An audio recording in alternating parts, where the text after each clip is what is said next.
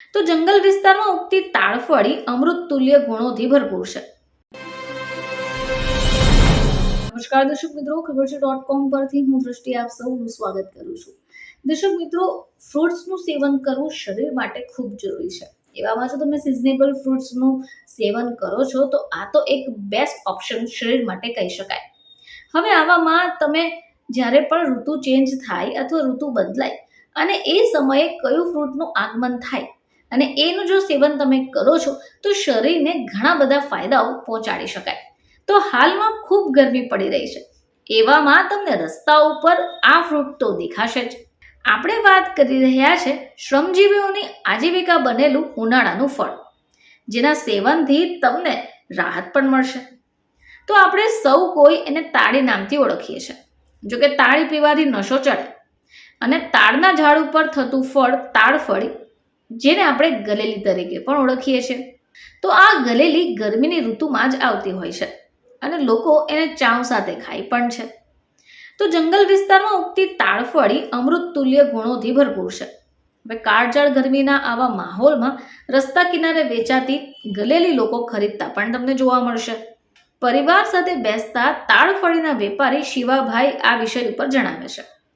તેઓ કહે છે કે પહેલાના સમયમાં વડોદરામાં ખૂબ તાડફળીના વૃક્ષો હતા, પરંતુ હવે શહેર બહારથી લાવવી પડે છે. શહેરમાં પાવાગઢ, હાલોલ, તાજપુરા, ચેલાવાડા, ખંડીવાડા, સાવલી જેવી વિવિધ જંગલો વિસ્તારમાંથી ઉનાળામાં પુષ્કળ પ્રમાણમાં આવી તાડફળી લાવવામાં આવે છે. મિત્રો, આ જે તાડફળી છે એ તમને 100 રૂપિયાની 12 કે 16 નંગ ક્વોલિટી મુજબ મળે છે. તાડફળીને શારીરિક તંદુરસ્તી બરકરાર રાખવા માટે ઋતુજન્ય ફળફળાદી અક્ષીર ગણવામાં આવે છે. હવે આ જો તાડફળી તમે ખાઓ છો તો શરીરને પણ ફાયદા થાય છે. તાડફળીના અમૃત તુલ્ય ગુણની જો વાત કરીએ તો જંગલમાં થતી તાડફળીમાં કેલરી, ફેટની સાથે carbohydrate, potassium, copper, vitamin B6, જસત સહિત અમૃત તુલ્ય ગુણો છે.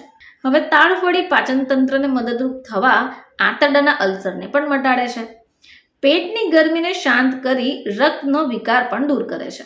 આ સાથે જ આ જે તાડફળી એટલે કે જે ગલેલી છે એનું જો સેવન કરવામાં આવે તો તમને ગેસ, અપચો, પેશાબની સમસ્યા સહિત ઉબકા, ઉલટી, ઓડકાર, ટાઇફોઇડને પણ મટાડી શકે છે. હવે લીવર સિરોસિસ, માનસિક રોગ, મૂર્છાની જો સમસ્યા હોય તો પણ આ તાડફળી એટલે કે ગલેલીને રામબાણ માનવામાં આવે છે.